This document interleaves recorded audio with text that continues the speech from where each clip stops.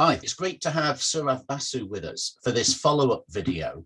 Sourav works at Realization, the project scheduling and controlling software company that Sanjeev Gupta founded and is the CEO of. So welcome, Sourav.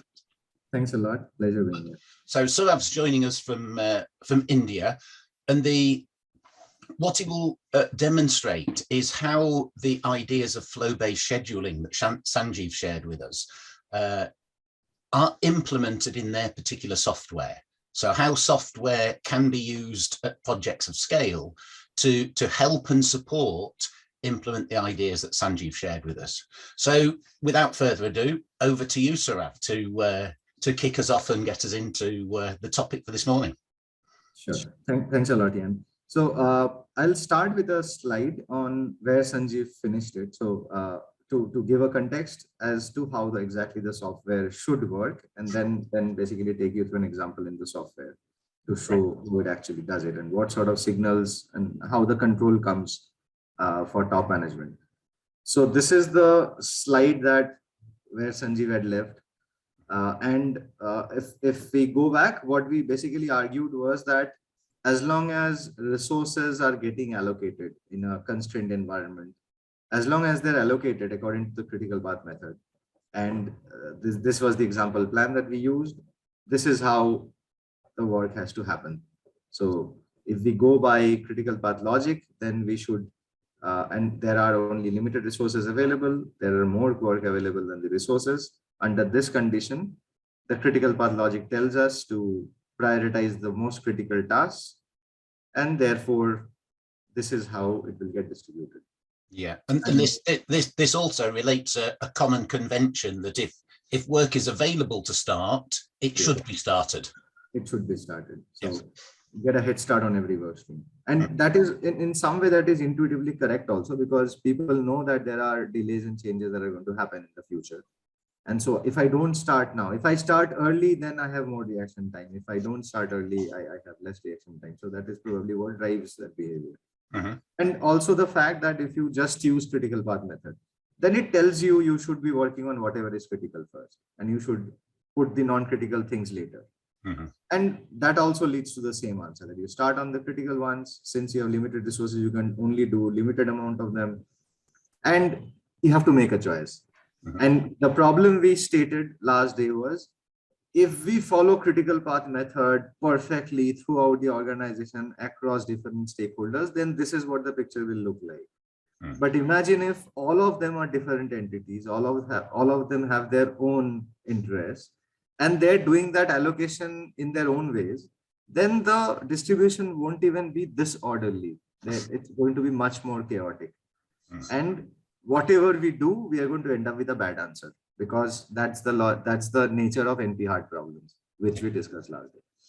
And so what we proposed was that the problems that are coming because of these multiple things coming together. So this can be 2 drawings are required to make the 3rd drawing, or in civil works, we need to do piling. And in order to do pile caps, we need the piling to be done and the pile cap drawings also to be available. So wherever multiple things have to come together, that is the most risky place for resource shortage to hit. And that is what runs away, as we are also seeing in the after picture, that all the places where things have to come together are generally running away. This is the problem we wanted to avoid. And the proposal that we had was, since we cannot solve this problem, so we would rather avoid it altogether. We would not get into solving the problem. So then if we don't have to solve it, then we don't have to face the consequences of trying to do that. So the question is, how do we do that? And there what we showed last time is that if we create batches of work, which I'm going to show in the software, if we create batches of work and we don't bother about when is this drawing required, we just focus on the batch and close it and finish it and keep going ahead, then it leads to much better results. And how are we avoiding the problem? Is that if you look at the original network that I'm showing here, there are integration points that are running in parallel. We are just making sure they're consolidated into one. So in real terms, we are trying to solve the coordination problem, but by not trying to coordinate. So the first attempt is to minimize coordination requirements. Yeah, can I just check something out for understanding there? That my interpretation is, it's not that somebody shouldn't worry about that integration. Yeah. The issue is that's not the job of the project manager and the project schedule. Yeah. That could and should be left within the remit of whoever's managing that particular grouping. So it still needs coordinating, but within the confines of the group of tasks or the larger work package. Is that reasonable interpretation? That is a reasonable interpretation, yes. Okay, so in the picture above, this is left to the front line, because project management traditionally doesn't recognize this problem at all. The resource allocation is an issue. So it is left to the front line. And if it is just left to the judgment of everybody on the front line, then it's not controllable. But if we can give a logic, create the boxes or the batches on top, and then we are not trying to coordinate the front line. We're not trying to do the front line work. So front line still allocates resources, but inside the box. Yeah, and the project management team. Yeah, the project management team focuses on the flow between the tier 1 boxes, but it still expects the tier 2 to be well managed. But you don't try and do it in one single scheduled and controlled environment. In effect, you're decoupling the work so that you reduce the noise that's seen at the project level, and when they see problems, they can be sure that it's a real problem, not just normal day-to-day variation and emergence. Good, thank you. And the logic is, just to emphasize on your point, the logic is that inside the box, when you said it has to be managed well inside the box. I'm sorry. So it's not that the management is completely, we are depending on somebody to manage well. That's why the word focus and finish. So this tells us that in this batch, make sure it is sort of like an infinite resource situation inside the box. So across the project, we don't have enough resources. But if resources are enough for one box, so be it. That box should be without any resource constraint. So basically, we are still avoiding the problem. The problem comes when both the integration point and resource shortages hit us. So inside the box, there will be integration points, but we are not allowing the resource shortage to hit. So the problem should not arise. So by doing this, we are enabling the frontline managers to actually be able to allocate resources very efficiently. Yeah. They don't have a shortage. They don't have to choose. They can just allocate their resources, whatever work is available. Yeah, because there are simpler rules that they're using now. So the moment resource limitation goes away, there is no choice to make. You just put your resources for whatever work is available. So there you can't go much wrong. I mean, you and I would probably do the same thing. Anybody would probably do the same thing. There's no different choice to make there. Okay. So we are removing the choices completely. Thank you. So this is basically the logic. Now, if we have to use a software to do this, we cannot use the traditional tools, because why? Because in this picture, the boxes need to be identified, the batches need to be identified. But in reality, work will actually get executed in the dots. Yeah. People can only identify dots. An engineer needs to know the name of the drawing. It doesn't care what the batch says. It still needs to identify which drawing has to be done. So the work will still happen in dots, which means that if we have to do this, then we need to build the network at the batch level. But when work is getting allocated and the priorities that are being driven by this batch level has to also flow to the dots, and people should be able to see dots when they're doing the work. Yes. Now, if we try to do that in traditional tools, if we define the dots, the network immediately goes to this level, which we sort of discussed last time. And if we only define the batches, then people can't see the dots. So yes, that is the problem. So and in some environments, I assume there's an overlap, and I've seen it in conventional big project scheduling that actually the work that needs to be done at the dot level is actually embedded into some other workflow system. It's the knowledge management system of the project. It's where the data sheets are kept for each individual main plant item, and they're listed. And the one of the dot activities in the schedule looks at the knowledge management system and can see which of the data sheets or drawings have been approved so that they can start on. So one of the issues I've seen in large critical path and Primavera schedules is the schedulers write the same information in Primavera, but of course then keeping the two interfaced and interlocked and consistent is very different. And the people doing the work still look at the knowledge management database. The schedule is just full of detail for somebody else, rather than just let them get on with that work. They don't need telling which is the next approved drawing that they can work on, because that's already visible to them. They don't need the schedule to tell them that. Exactly. Yeah, and they have the list of entire drawings. So there might be 10,000 drawings in a project. They have the list of entire drawings in their own system. They can see what is the available work. They will make a choice on their own. They are not going to look at a schedule to really decide. First of all, even if they look at the schedule, it's going to guide them in the wrong way. It's going to ask them to do the things that shouldn't be done. So it doesn't help. Two is changes will keep happening in projects, and changes are happening at the dot level. So this is continuously getting changed.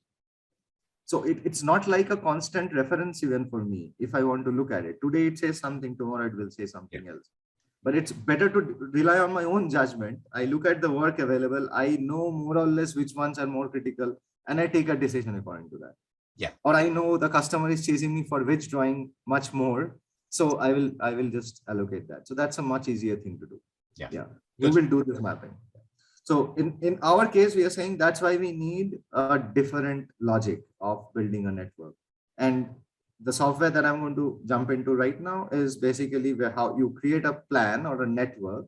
I won't use the word plan because it's used in different ways. The network at the batch level. And then it's a multi-tier network, which means that dots can go inside the batches. So we are still working in dots, but I know where the dots belong, which dots I have to do now, and which dots I cannot touch now, even if they're available. So that's one.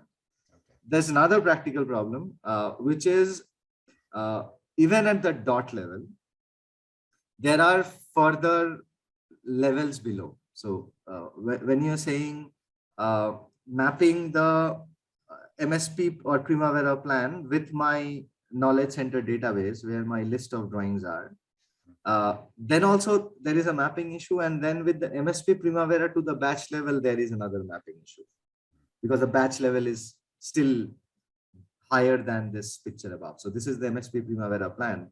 And below it, there is basically the list of knowledge center drawing lists, which have to be also attached to this.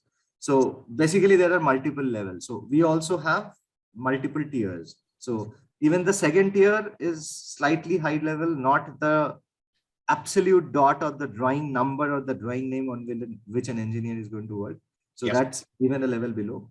And reporting of progress is also happening at that level. So people are saying, I have submitted this drawing.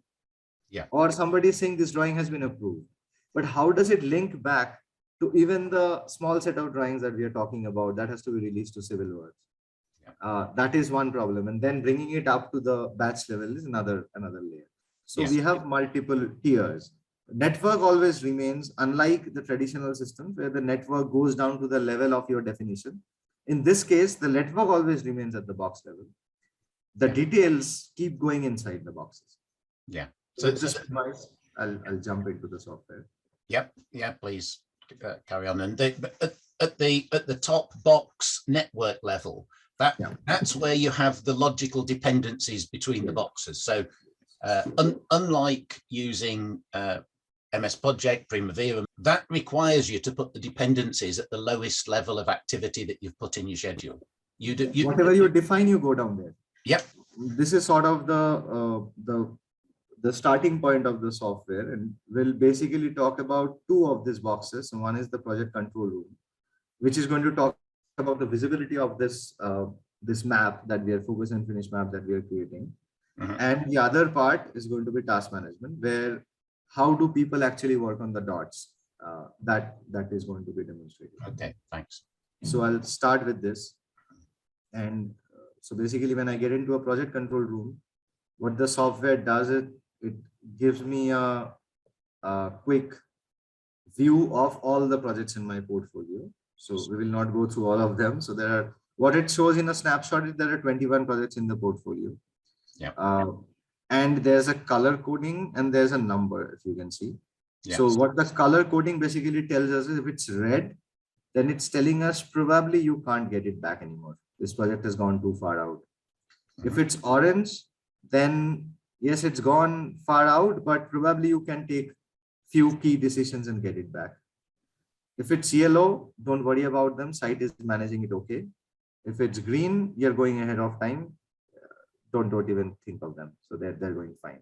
Okay. This is the primary differentiation. Then the 1, 2, 3, 4, 5 is the relative priorities of this. Okay. And just quickly on the algorithm behind that, because our students will have come across the basic critical chain method, which realization started out using. Is that priority based mainly on project, or do you use other? Yeah, so we use the same logic, but not the buffer based calculation. And that is because there is a lot of confusion about project buffer amongst people. So some want to keep a buffer, some don't want to keep a buffer. So we unified that rule by saying we are going to compare how much time is left in this project till the due date. Okay. And how much work is remaining. So we're going to compare these two. Okay. So if, for example, I have 6 months left, but I have 8 months of work balance, then I'm in a critical state. Okay. But yes, you use that idea, but you keep it a step removed from the people looking at it. Good. Yeah. Thank you. So accordingly, this 1, 2, 3, 4 comes, and this is obviously what the software is doing. And now we ask the question. So let's go to this cement plant example. It is saying that the due date is 31st August 2023, and right now the system is saying this project is going according to the map that you put in the system. It is going to 23rd December, and we would like to know why. Okay. So we can click on this. And it takes us, and what is it basically showing is the network that we created in the beginning. It is basically identifying all the different paths that network can create. You call it paths or chains, basically sequences that network has. And it's finding out which is the most critical sequence at this point in time. So just to be sure, we had started with a plan. At that time, the critical path might have been elsewhere. Yeah. And actions happened on it. Delays also happened on it. Uncertainties also came in. So based on all that, at this point in time, this is where we stand. So it's giving you a live picture of where you stand now, right now. And can I just for our students who are new, my understanding is here you're showing your system in a swim lane display, which shows that you've just turned it on and off. The logical dependency. So it's a logically linked network displayed in swim lanes using different work streams. My understanding is the user can choose between sort of this mode and a more conventional Gantt if they prefer to see it that way. Yeah. That is Gantt is always there. Yeah, of course. I will show you the Gantt also. The planner can also look at the Gantt and take decisions. But from a project management perspective, I would most people probably prefer this because it tells them where the problem is and what is the sequence. Yeah. So if I can see the sequence, then I know that I am here today. So this is today. I'm on this basic engineering of the pyro section at this point in time. After that, whatever is coming. So if I am delayed, I can probably do limited amount of things here because there's not much work remaining in this current task. Yeah. But I can look at the future. And standing today, I can take a call that, okay, if I'm too delayed, I cannot make up anywhere. I will start making up in 2023 April when I reach mechanical works. I am going to deploy more teams than I had planned. and crash the duration. So this gives me the future view, and I can plan the action proactively. So I have time till April or mid-March to make this happen, to mobilize these additional teams, get the contracts out, etc. And I can really act here. So it allows me to plan out my actions in the future. So and in terms of scheduling, you allow a rolling wave mindset. I assume that the details of your dots at tier 2 and tier 3 and tier 4 get put in as that becomes short term. You don't force people to put all that detail in 24 months in advance. Right. So if you look at this picture, there are some icons alongside the boxes. Right. So there is an icon which looks like there's a plus icon, and there is a slightly different icon. So this icon tells you that there are no tasks below. So we have gone directly to the super dots, which is basically the tracking level. Or as you were saying, in my system, there are 10,000 drawings, of which this is pointing out a 50 of those lists. So there is, I don't care about what dependencies there are between those drawings, because you will manage it anyway. All we are ensuring is you have enough capacity of those 50 drawings. So I can go down there, or I can go down to the schedule level, which I will show. And in the future ones, which are very far out in the future, there are no signs, which means that right now they're empty shells. We have made a good enough estimate of the size of the box, but the details we don't even know now. So if you don't progress, we won't know. You can put overall resources on, but you'll break it down as you get closer. Good. Thank you. And so if I want to understand, this is the basic engineering of the Pyro section, which shows as to be the most critical batch of my project right now. Every other stream has also batches, but at the end you can see this green bar coming up, which is basically the feeding buffer, or how much cushion I have. So it tells me that if there are 2 basic engineering batches that I can see, maybe I need 20 engineers to do this to done, and I have only 11 today. So what the system is saying, you can afford to put all 11 here and allow this to wait, because there is some cushion. You can take advantage of that. So the first point to realize it, if instead of 20, I have 11 people, delays will happen. So I cannot get both of them done on time. I have to sacrifice something, but this tells you the minimum damage to your sacrifice. This is the logic for the minimum damage. So while you prioritize this, you waste or lose some of the feeding buffer. If you can get more engineers, that will hasten your project. If you can't, you probably are going to lose the feeding buffer. Which so that is what it is. Which won't impact the end date, so you may as well. So it gives you to fight another day. So that much breathing space it provides you. And if I go into detail, so if I want to understand, okay, it's saying basic engineering of Pyro section, and it's saying remaining duration is 47 days. How is it saying it? So I can get down to the details. And it just focuses on this task, that, okay, this is your task. And I'll explain this battery or cell symbol. And then I have this list inside, so I can drill down the list. And these are basically the list of drawings. I have put 5 here for an example, but you can relate it with the example that you are providing. In the knowledge center, there might be 500 drawings. But out of those 500, it's pointing out exactly which 5 you need to focus on right now. So don't look at 500, make a call on your own. In that 500, these are the 5 which have to go out. And you might have more steps to this. I have 2 steps. You submit and then you complete. Before you complete, there might be to and fro. It will, as long as completion is not marked, we will always assume it's still in the submission state. So it might be going to and fro. And in the submission, the to and fro is recorded by this R2, R1. So it has been submitted once and the date has been revised twice. So that's R2. Here, the date has been revised once. So that's only one revision. So it might be going back and forth. So that is in effect a like a configurable kanban, as you can see, move flowing through it. And the people working on this work package would input their progress here in the same way that you might with post-its on a visual kanban.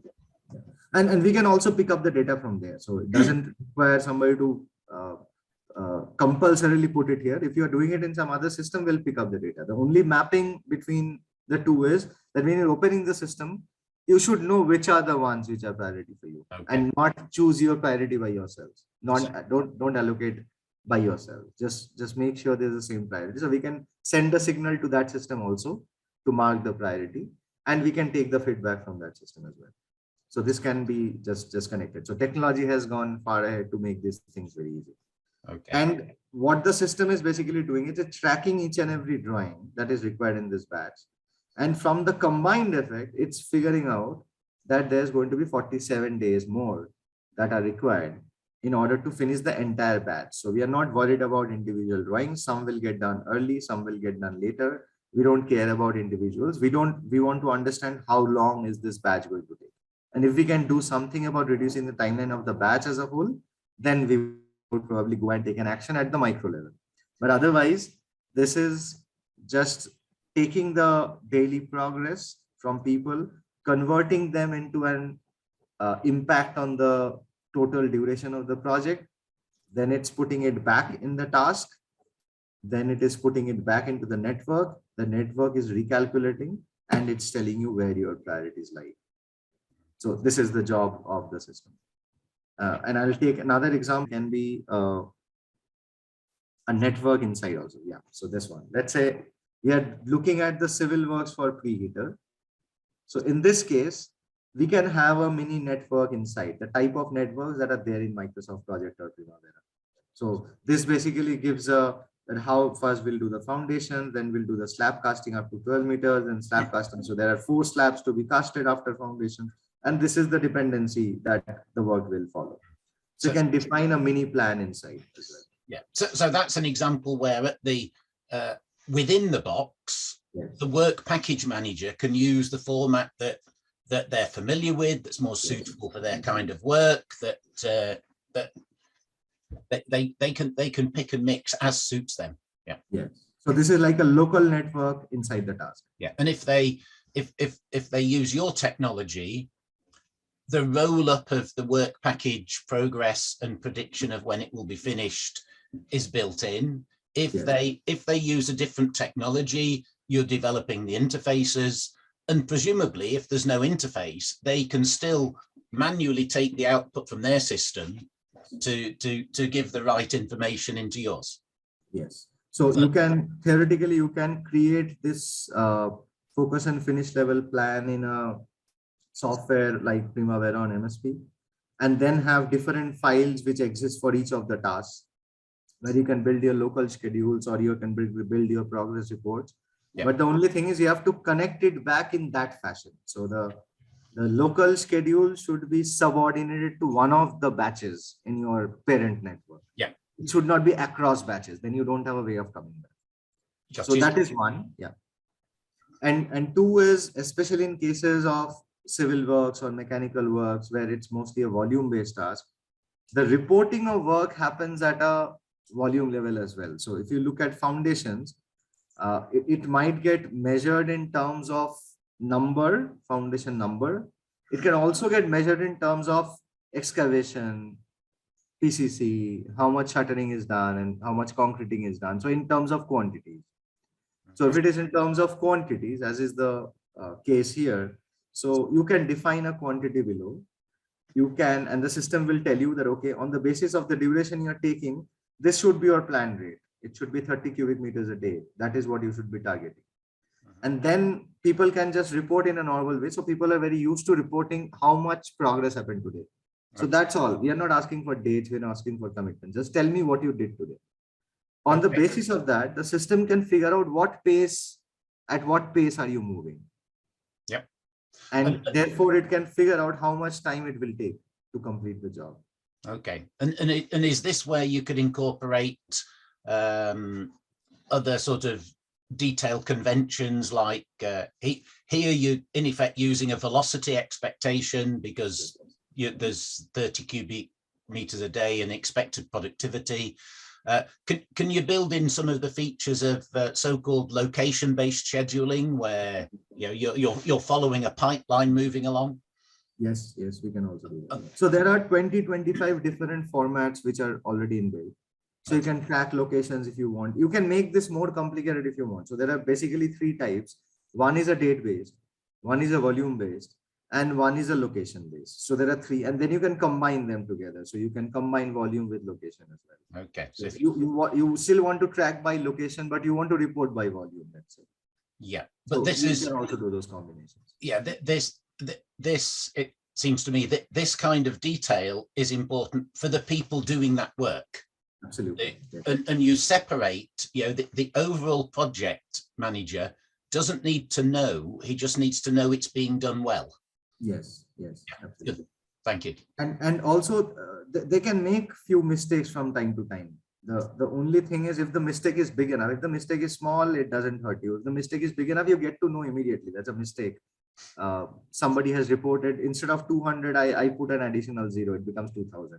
So that immediately shoots the picture above up, and the manager immediately asks what happened. So you can Yes, so yes. that is there. So the point is that at any point in time, we are not trying to really tell people at the lowest level how to do their job. So we are not trying to give them a detailed schedule.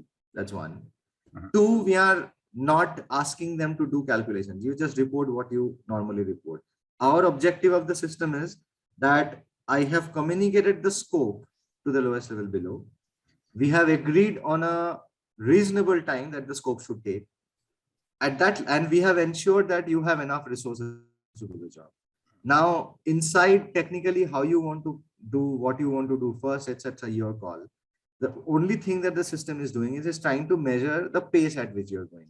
And if it's done well, and correct me if I'm wrong, if it's done well, you've kept the feedback very simple, available, but frequent. So, a supervisor on site will be keeping track of trucks coming in. They'll already know how many cubic meters they've poured that day. So it's not an extra burden of reporting.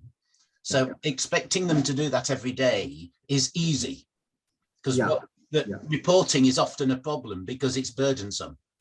Yes. So just to be sure, yes, on one side you are correct that we are not asking them to do anything extra. In fact, they actually report the progress every day because it goes into billing. So whatever goes into billing, people do that religiously, right? Because at the end of the month, the bill is going to be generated on the basis of how much you did in the month. So they actually report on a daily basis or a weekly basis, how much concrete did I pour? That is the basis for my billing for concreting, because the BOQ item says I'm going to charge you X amount for concrete. Yeah. So you've exploited that. They're already good at that. What they don't like is the monthly progress report. Yes, they don't like that. Yeah. So that is one. But sometimes what happens is I am reporting for concreting across my site. Yeah. That doesn't help. So this breaks it up into some areas, not like 200 areas, but it breaks it into some areas that we don't need an aggregate reporting of how much concreting has been done across the site. That is not how much concreting has happened in this box. That's what we want to know. So that might be a slight departure from. So it's a departure in mapping. People usually maintain 100, 200 Excel sheets at sites. But the mapping of the Excel sheets might be different. So this might be less, and this obviously is less in number, but the mapping is different. So they might be combining areas according to their own will, but this reporting is driven from the top. So what I want to measure is what you report. Yeah, got you. So that is maintained by the system by making it come from the tier 1 level. Thank you. That is automatic. Okay. So this is how so the algorithms here basically look at your speed, whether it's a date based or it's a volume based or it's a location based way of reporting. What the system is trying to do is we are just trying to measure the speed, and we are trying to roll it back and tell you what is the impact on the tier 1 level task or the focus and finish level task. And then we just want to know what is happening to the map that we created so that we can know where to take actions. Yeah. So this is the primary reason. Now, so this is a direct sort of way to find out how to take my recovery actions.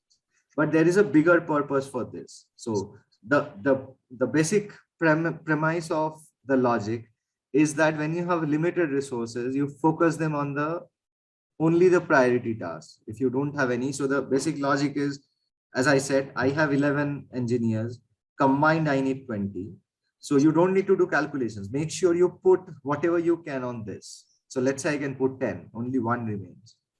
Then you can choose. The one person can sit idle, or you can put him on this task and make some little bit of progress. It doesn't matter. But make sure you're not dividing them 5 and 5 or 5 and 6. Make sure this one is always loaded.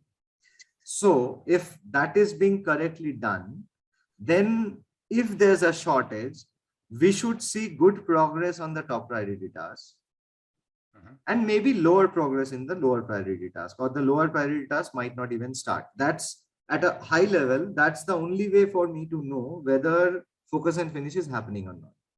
And so the system provides you ways to test and see whether that is happening. So we can decide to highlight. So the system is continuously measuring the pace of the task. And I can ask the system to highlight if anything is stuck.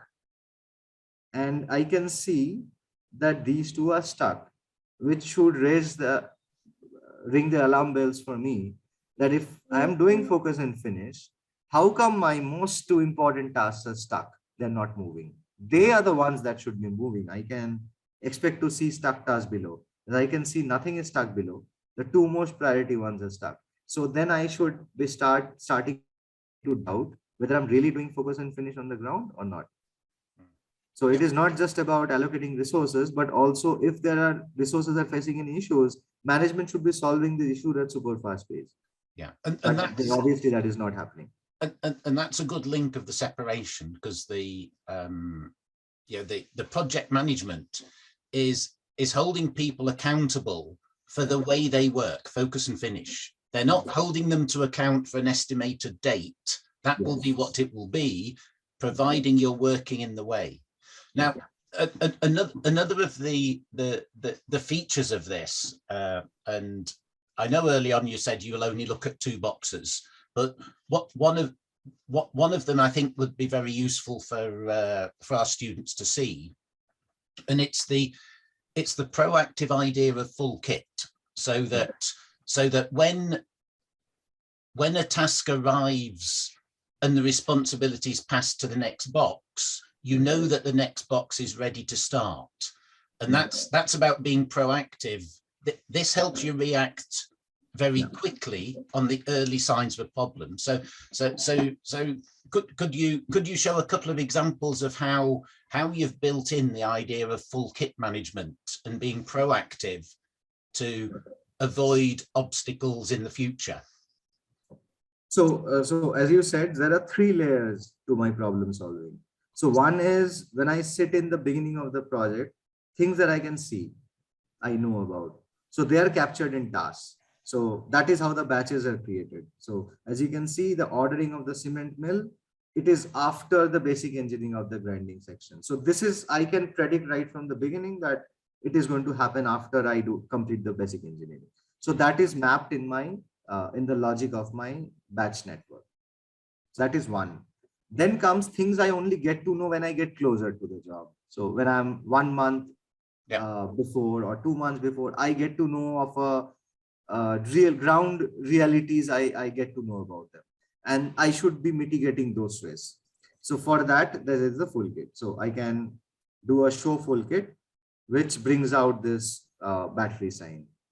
And so this is basically the list for this box, that what are the things I need to take care before I start this, in addition to the dependencies which are there, that will prevent further problems from coming up. So if I go into them, I can maintain a list. I can plan out all the things I do. So what this says, that there's some basic parameter finalization which should happen, some efficiency calculation should have happened, and some layout and load data should have come from someone. So are these things in place? And the red color and the why it says poor is it saying that after starting the task, the full kit items would be completed way after you have started the task, based on the progress in the full kits, which is not the right thing to happen. You should have the full kit completed before you start it. So it's basically tracking and telling you how late your full kit is going to be. So that is an indication of whether you are going to face problems during execution or not. So this is the full kit part. Okay, yeah. And then there's a third layer. Even after capturing your known dependencies in the network, even after doing good full kitting, you can still face some problems while you're executing. You cannot remove the possibility of that happening. Yeah. So in that case, the user can, in this example, there are no such icons visible, but the user can raise runtime issues immediately. And I will show you when I get to the user part. They can raise runtime issues that I have faced this problem. I have excavated somewhere and there is a lot of water coming out. Now I need a dewatering system immediately. Otherwise I cannot proceed. Yeah. And that request has to be granted by somebody higher up. So the person can escalate the issue right there. And the person higher up might be getting 200 such issues from all over the site. But the system gives the person the issues in the priority of the work. So whatever is coming from the super critical task, you should do them fast. Whatever is coming from the green task, you can postpone them if you don't have enough bandwidth with you. So this is the three-pronged approach to basically handling delays and changes. Okay, so you have some workflow and flagging up of that sort of out of the original plan change management and yes, that flags up the priorities for the change management system related to actual progress on individual work packages and projects. So it allows a tie-in and a prioritization. That's because in my experience, those two things are separate, and therefore, if you do have a backlog in approved changes, then it would have to be people talking and arguing which order to do them. Yeah. Okay. So everybody start to just one logic, which is the priority of our map that we create together. So that's like the single version of truth for everyone. It's a common platform on which everybody is existing. So my full kitting, my issue resolution, everything is coming from just one prioritization system, so that I don't have I'm not trying to manage coordination at all. The system, whatever remaining coordination is there, apart from what we took care by consolidating all this integration points, whatever remaining coordination there is driven by the map purely. So it's not a human driven system. So this is the top management perspective. They can also take a look at the project in different ways. So sometimes they might, so this is now, it's just convenience that, okay, I don't want to look at my entire project plan, because sometimes big projects can have big networks. So I don't want to just look at my entire project plan. I want to, let's say it's a power plant project. I want to understand what is happening to my turbine. So those are convenience pieces. You can select any task and you can say, just show me, just show me the piece of the network that's related to this task. So the system quickly tells you, okay, this is your network. The task that you chose, which is the bucket elevator connection and preheater completion, only the scope for only that is this much. And these are the relative priorities on which your work lies. So this is all convenience if you want to see the project piece by piece. Or sometimes there are different departments who are doing different parts of the project and they want to take a look at their own part. So this is how, but the priorities are always aligned. So it doesn't ever change the priorities for all. So this is not saying 1, 2, 3, 4. It's saying 1, 4, 6, and 9. This is your relative priority to the overall project. So you should expect support in that priority as well. Okay. And presumably for resource team leaders who have large specialized resources that work across many projects, they have a similar view that prioritizes at the box level. Yes. So that they don't need asking by a project manager. They can see where they should be prioritizing their limited resource team as well. Yeah, and that comes under task management. So there is this one manager called Manoj Kumar who has been chosen, and this is his own screen. So he opens his screen. He is not working in one project. As you can see, he's got a project from process building. He's got a task from some other project, chemical plant, then real estate housing, then solar plant. So Yes. this person is the department head. He can see his entire portfolio and whatever task is coming to him. Good. So in that case, also they're prioritized across projects. So if he has to allocate resources, he knows where to do it. So it's not Gotcha. project specific, it's across project. So Yeah. this is basically how we are communicating to the department heads. Okay. And if it's a single resource, then they just work on the first one, focus and finish, then the second. One rule. Yeah. If it's a team manager, they just make sure that they're whatever size their team is working these priorities. Yeah. So load here, if you have balance, load here. If you have balance, load here. When you run out, just leave it. Yep. They have to wait. Good. Thank you. And here you can see this wrench symbol, hand holding a wrench, and the one written here. This is basically a runtime issue has come up. So you can basically go to the runtime issue and you can see that, okay, the runtime issue is 10mm steel is not available. Okay, right. So that's part of the reporting that Yes. open work package managers are expected to report at whatever cadence and frequency. Yes. And presumably in line with one of the critical chain philosophies of frequent, easy feedback, so that your progress is if not in real time, it's very close to real time. Presumably you have features built in to make that reporting easy and simple, do you? So there's only one input which they're putting, basically how much work I did today. Apart from that, if they have to raise issues, they're raising issues.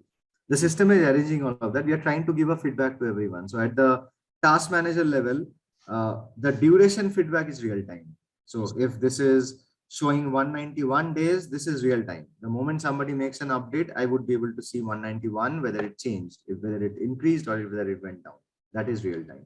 If I go down below to the subtask manager level, so you can keep distributing the work in the system. So the Manoj Kumar can assign 2 managers who are different, and they will see only their subtask in the system. Yeah. So here also, so task down, everything is real time. It's only the priority of the batches which are overnight. So whatever inputs we got today, tomorrow the priority might get revised based on the inputs. So that is only overnight. Everything else is real time. So you get to know the duration change in real time. As soon as somebody reports, you get to know. And below also it's real time. And the feedback is you get to see whether you're following the focus and finish logic, where you're able to do the full kitting in the right way. Are you able to meet the duration? So all these things you get to know.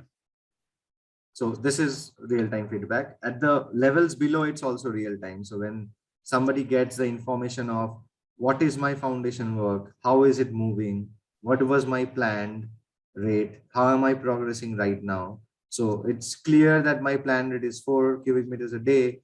I am going at 1, so I'm definitely going behind, and I need to catch up. So that is also real-time feedback. Based on whatever data you put, system tells you immediately whether you are catching up, whether you are going slower, how long are you going to take if you go at this rate. And you can do also what if to understand whether I can, how much do I need to do in order to make up. So all those things you can do. So that's all feedback to the people. So the job of the department head is to also maintain the sanctity of the system, to make sure that this is not the picture. You should not have a red full kit for the most important task of your system, then it's going wrong. You should be talking to the full kit manager as to why this is not closing. Yes. Similarly, if you want to see the top task, it's showing it's stuck. So it gives you immediate feedback that this is the most important task in your portfolio. It is stuck. It should not be. This one should be moving. You can have stucks in green, that is fine. But your top priority task should not be stuck. So it's a feedback whether you are being able to follow focus and finish or not. Okay. So at every level, you have the option of taking actions in your sphere of influence. And if your project was simpler at the box level, and you didn't have a system breakdown of work, so your software couldn't work out trajectories and use the algorithms to work out when it would be finished. Can that data be manually be put in, like a more conventional critical chain? Do you still have an expected finish based on current work? Yeah. So earlier we used to use just a very rudimentary system, which was only at this level, at the tier 1 level. Yeah. And we didn't have all this conveniences below and all these algorithms figuring out speeds, etc. It is just a matter of a lot of discipline. So our people used to do that. We used to maintain all the Excel sheets. We used to collect the progress and then figure out what is the rate at which you. So logic remains the same.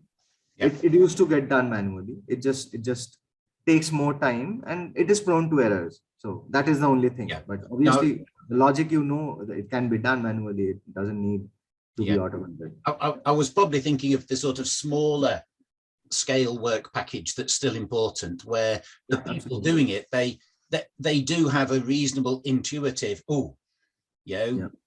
I think there's 8 days work, no longer 5. The more textbook critical chain input is when will we be finished? So you can that's where you started, you say, and absolutely. So for a simpler project, you can just have a whiteboard where you have just drawn the map, and you just keep reducing durations on the whiteboard. That also works. Okay, because it's possible to get that visibility in a very small space. So and of course work there. Good. So your particular system is designed to scale for sort of small, lightly managed projects, as well as the very large engineering ones with lots of important detail to manage. Yes, and where the tasks might be, the chunks or the batches might be a little too big to make a very quick assessment. You need to know some details in order to make that assessment. So there, the system, the algorithms help in doing that. But as you said, if it's a simpler project, probably the person who is doing it knows whether it's 6 days or 8 days. They might be wrong by 1 or 2 days, but it doesn't matter. It's better than nothing. That's not. Okay. The focus, just to be sure, is never on accuracy. So, and this is an important point I think we need to make, because this is a discussion that we get in again and again with the customers, is that when we are looking at the projects, whether this is 2nd June or whether this is 26th May or whether this is 14th June is really not the point. Because standing today, whatever I'm saying, it is an estimate. So there is nothing correct or wrong about it. What is important is what is it relative to the other projects. That is important. And we are doing it by the trend. So, and I forgot to show you this. So for us, what is the most important thing to understand in a project are these 2 pictures. So without getting into details, we want to get to these 2 pictures. So we are not trying to say that 23rd December 23 is the perfect answer. So we are not targeting accuracy. That was the entire focus of Sanjeev's presentation, that we are not trying to optimize for accuracy. What we are looking at really is this 23rd December 23, is it moving out or is it coming in? So this is what the trend tells us, that it is flat. If it is flat, then we are pretty confident that we have it in control. It's not slipping away. And we can, when we are closer, we can find a way to crawl back.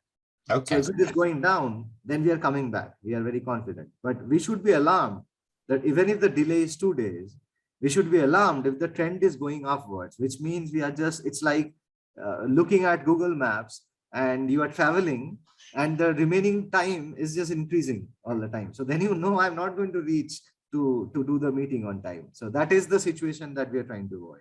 Okay. And we're looking at the work stream trend. So this timeline trend is derived from whatever is the topmost sequence. But when we look at the work stream trend, what it is doing, it is looking at all the sequences. And you're saying you started with some colors. Is the trend worsening? Is the proportion of reds increasing? Then you should be worried that you are losing the rest of the project slowly. So these are the 2 most telling signs whether you have the project under control or you are losing control. So we are not worried about the accuracy of the answer. We are not worried about exactly what the value is. We are worried about the trends. That's consistent with some of the sort of underpinning theories that we're encouraging our students to think about, because project work it's not complicated, deterministic and repeatable. It is complex and unknowable and emergent. And the key thing is not trying to force a project by more planning. It's to allow it to do what it will do, but notice the problems, but not to act on just the normal variation. I think, that's why I see the conventional critical chain fever chart as very similar to the manufacturing SPC control chart. So any movement in the yellow band is normal. Don't act on it. You act when you go beyond the SPC control levels. And that's a feature of, I think, of any good control system is separating the signal from the noise. But we want the good early reliable signal that there's a problem, and avoid the project management convention of managers only discover problems when they're enormous. Yes, of course. There are hundreds of problems every day. As you said, it's an imperfect world, so we cannot expect perfection there. So sorry, there are hundreds of problems every day, and it's impossible to solve all of them. So the point is, which ones do I solve? And ones which are causing my trend to go bad are the ones I solve. Yeah, and if you've got a good project team, that's their job. Their job is to solve. Absolutely. If you're relying on the project manager or the senior executive teams, your problem is not one of scheduling. Your problem is one of organization, delegation, and management and skills. Absolutely. A better schedule won't fix that underlying capability problem. Yeah, it can't.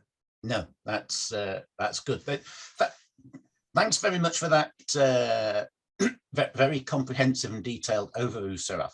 Are there any particular sort of features and aspects that we've not tripped up over or come across yet that you think will be helpful for our students to get this match between what flow-based scheduling looks like once built into scheduling and control technology? Not much. This is how it looks like. This is how we identify flows of work. This is how we prioritize them. This is how we apply, focus, and finish. So that is the more or less the nutshell. In a nutshell, this is the story. The only thing that we have left out is we still need to measure. We need to have some matrix as to how are we doing in terms of following focus and finish. And there needs to be some measure because there are contractors involved. Their performance is to be measured. There are internal management teams whose performance need to be measured, and not from the perspective of penalizing them, but from the perspective of understanding where organizationally where I'm weak. Yes. So for that there is a feedback system which is separate, which is very simple. There is only one principle on which we are working on, which is focus and finish. So the idea is, if you are taking up a task, you should be able to do it quickly, right?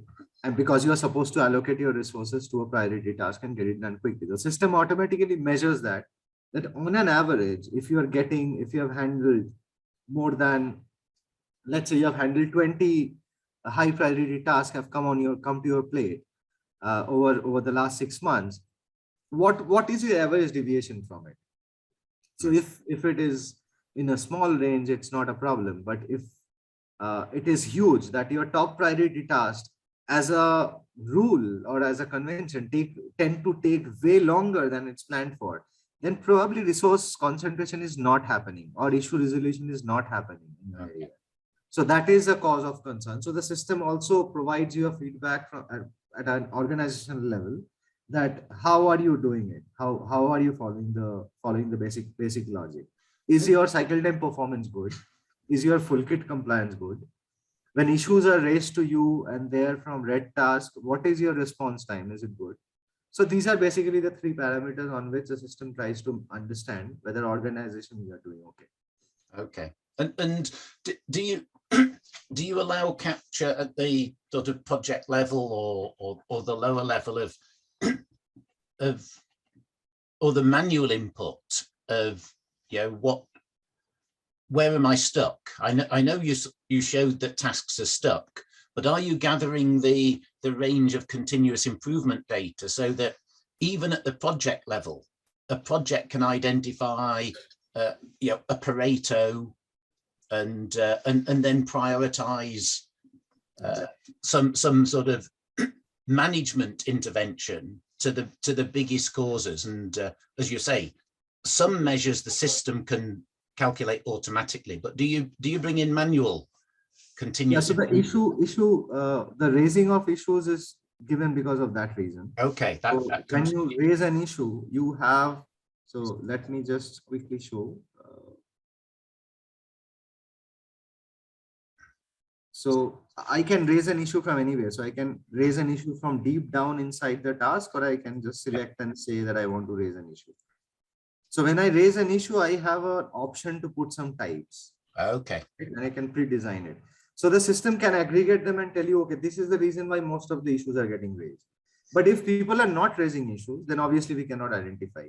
But we can still identify whether a task duration is getting stuck. It is not decreasing. So we can still highlight it stuck, but we can't tell you the reason for it if there is no issue which has been found. And that helps management to see that there's still a gap, because this kind of focus and finish flow-based scheduling relies on the teams having the right sort of culture and trust and psychological safety, and it needs the management intervention to help people realize you're not going to get blamed, you're not going to get beaten up, but you are going to be managed. And if you're not sharing information, that's a bigger problem than missing an estimate. But at least it is tough also. It is tough also because see, what we are saying is at a very fundamental level, again, going back to what Sanjeev, the point Sanjeev made, that you are thinking you're optimizing all the time, right, on the ground, but actually it's detrimental. It is causing a lot of chaos to your project. So don't do it. We already have the near optimal picture in front of you, just follow it. Now, for me, if I'm practicing this for the last 30 years, the moment I see a delay, my immediate reaction is that this piece I will do now, this piece I will do later, I will do some prioritization, rejigging, and I will solve the problem. That is my primary reaction to it. And I am always tempted to do that. It's very difficult to not do it. Yes. So that will cause people in the beginning to continuously, whenever they see a delay here, to challenge it and try some rejigging to make it up. Yeah. Right?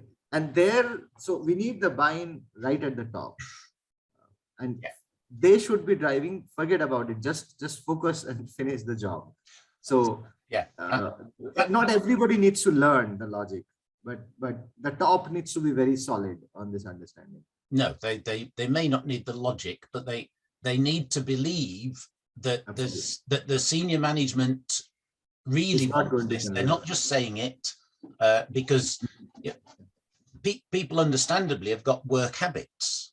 Absolutely. And if their habits need changing, then that needs to be done in an open, trusting, supportive way, or else people, certainly in the construction field, their habits have been keep your head down, don't say anything, or else you'll get in trouble.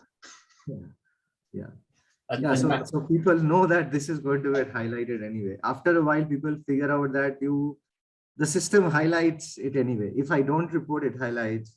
If I report and I hide, it highlights. So it is not like today I reported something wrong and got away with it because there's a trend. And it gets caught in the trend that even if you're tampering. So those things slowly move away. People start appreciating the transparency. But till there is a period, as you are saying, there is a period where it's difficult because this level of transparency is not there traditionally. As you were saying, in my system of 10,000 drawings, what is happening where, nobody can really question it. And maybe 6 months later, somebody might say, okay, why aren't these drawings there? And we can have a fight on that day, but normally people don't question it. In this case, on a daily basis, it gets highlighted that this is not getting done. And that is a little disconcerting for people in the beginning. Yeah. So management, again, the top management has to be brought in. Yeah, exactly. They will be looking to see whether managers are really changing and managing differently. Because if they don't, even the best system in the world will not make any difference. It needs, they're both prerequisites, it seems to me, the management environment and culture, as well as the technology to help facilitate that at scale. And you will have seen it, no doubt, like me, because in projects that have shifted even to the textbook critical chain, what I've seen is that the improvements that they talk about are actually around collaborative working. They've acted sooner, they've solved a problem that's been troubling people, they've come up with better ideas, and so it's that creative work of a team that's delivered the benefit, and the sort of the system is just part of the prerequisite, because it embeds that collaborative mindset in day-to-day work. But if the management isn't there, then it won't work on it. And the predictability helps in, even in critical chain, when the best implementations that you take, it is the predictability which allows you to collaborate on the right problems. Because when you can trust the prediction that this is where I'm going to get into trouble, then collaborating is easy. When that is, predictability is not there, then on what basis do you collaborate?